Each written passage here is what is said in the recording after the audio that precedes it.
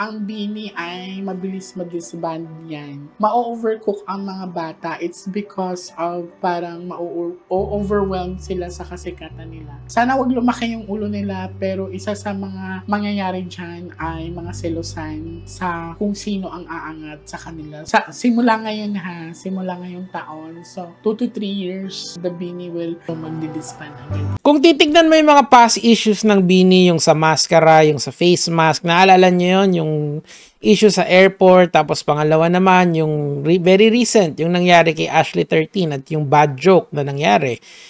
You would see yung sinasabi niya, it kind of connect the dots. Pero, let's have a very objective look dito sa issue ng pagdidisband ng BINI, and can we really predict things in life? So, mga kamads, mga kaibigan, actually there is a science to prediction. It's called statistics, or at least gumagamit tayo ng mga statistical models to predict a behavior of a very random situation.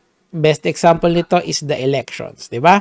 Nung elections, kaliwat kanan ang naglabasan ng mga survey firms trying to predict kung sino yung mananalo, or at least close kung sino yung top 12 na mananalo sa senatorial balls. But sabi nila, nung pre-election survey, ang lumabas na nangunguna ay si Bongo at si Erwin Tulfo. Pero pagdating nung actual botohan, ang lumabas na number 1 ay si Bongo, and ang number 2 ay si Bam Aquino. Number 4 si Erwin Tulfo. Although it's closer, pero hindi pa rin niya nakuha yung buong essence ng prediction. Maraming factors na na-miss yung mga survey firms when they conducted the survey. One thing na na-miss nila, in my opinion, is yung Gen Z voters, kasi ang lakas ng Gen Z voter turnout this election. So they have to factor that in pagdating ng next election cycle 2028.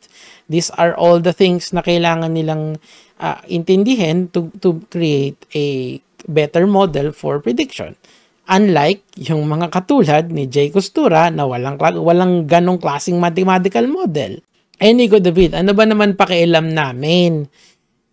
Prediction nga di ibig sabihin, wala talagang nakakaalam niyan. At saka may powers kasi si Jay Costura, or galing kung saang manglupalop ng universe yung talent niya na mag-predict. Well, sa science po kasi, mga kamatis, mga kaibigan, something has to be repeatable, reproducible, and replicable. Okay? Ibig sabihin, pagka meron kang prediction, tapos gumamit ka ng known mathematical models, dapat yung ibang survey firms, halos ganun din yung matatagpuan nila with a little bit of difference, yung tinatawag nilang confidence interval na tinatawag. So, most survey firms, kapag tumingin ka kung saan-saan, ang makikita mo laging number 1 is either si Tulfo or si Bongo. Hindi naman nagkakaiba-iba yung mga yon.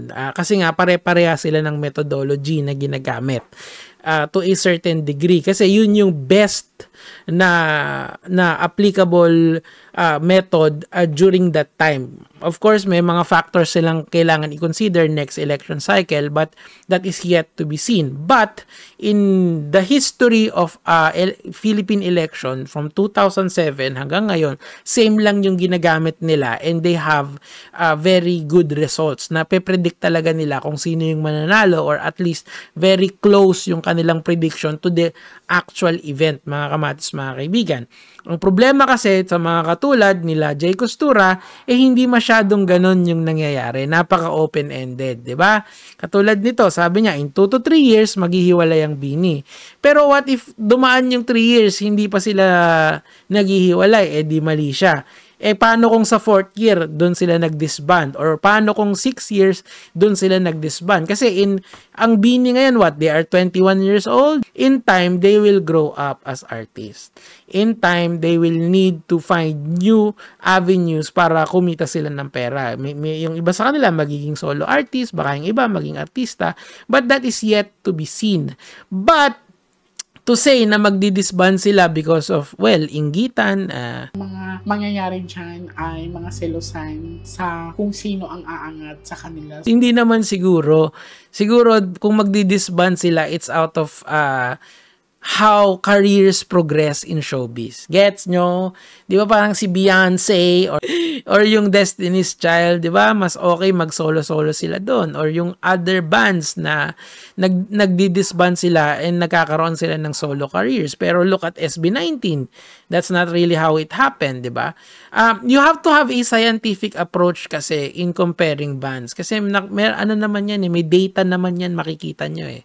Di ba? Kasi ang problema dito kay Jay Costura kasi gusto nila ng controversy, di ba? May inggitan, may mga ganun pang angle, pero hindi naman kailangan yon. Just look at how the trajectories of other bands are and you can make an educated guess. If you wanna use statistics, pwede rin. Paano mo gagawin yon? Madali lang.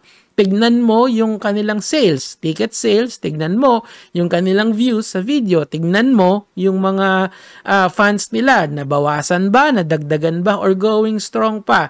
Kasi if the answer is going strong pa rin sila, of course, I do not have the data.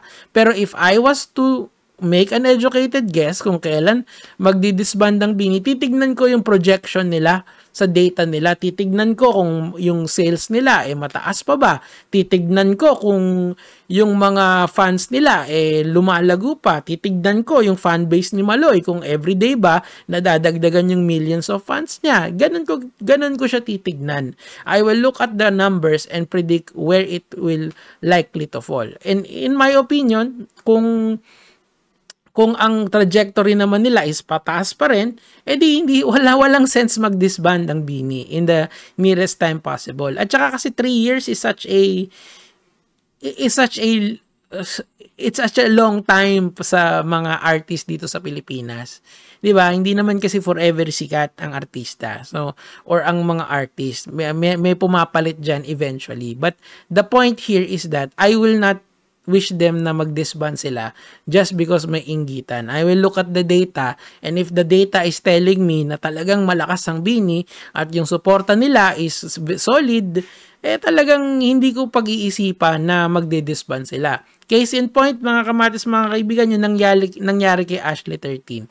That is, in some instances, pwede na silang makancel doon, di ba? Kasi nga, it's a very bad joke, it's a very rude joke, pero tingnan mo yung fanbase nila. Imbis na magalit sa kanila, nag-consolidate, nagsama-sama sila, and they actually forgot about the issue and moved forward with their career. Kasi nga, nag-sorry naman ng BINI. And we all understand na sometimes we do bad jokes and they mean to apologize talaga. So, sinuportahan nila 8 hanggang dulo. Ibig sabihin, there was no talks of disbanding the band or changing the members na nagkamali during that time. Kita nyo, it's very solid. So, I don't think, ang prediction ko, if you want to make an accurate prediction, look at the numbers. The numbers will always tell you kung talagang pataas sila or pababa sila. So ako, in my honest opinion, sa nakikita ko, 3 years is a very long time para mag-predict ng downfall ng tao. Siguro, the best prediction na magagawa ko sa kanila is sana gayahin nila yung trajectory ng SB19. SB19 kasi may sarili-sarili silang career. Who was that guy? Yung nagra-rap na inaway ni Ato. Yun. Kita mo, meron siyang solo career niya as a rapper. Meron naman doon yung rakista, 'di ba? So may iba-iba silang genre, pero sila pa rin yung SB19. I want that to happen sa BINI para wala silang break up na mangyayari. Kung si Maloy magva-vlog, sige, go. Pero BINI ka pa rin. Pwede naman yun dalawa yung brand mo. Mas maganda nga yun kasi lalawak yung audience mo Yun yung gusto kong aralin ng mga girls. Pero I will never wish them a bad life kagaya ng ginagawa nitong si Jay Costura. Gets nyo yung point nito? Kasi if we use science in everyday life, mawawala na kasi yung emotional factor, especially in making predictions. Kaya tayo kasi nagkakamali sa ibang mga bagay, we always use emotions and we don't see the bigger picture of things. We just look at the magkakainggitan yan, di ba? What is that, di ba? Hindi natin alam yung personal life ng BINI. What we know is their numbers. We are able to see their YouTube views. We are able to see their growing fan base sa mga social media accounts nila. We are able to see kung yung mga concerts ba nila ay tinatao or hindi. So given all of that, mga kamatis, mga kaibigan, we should always refer to science when we're trying to predict things.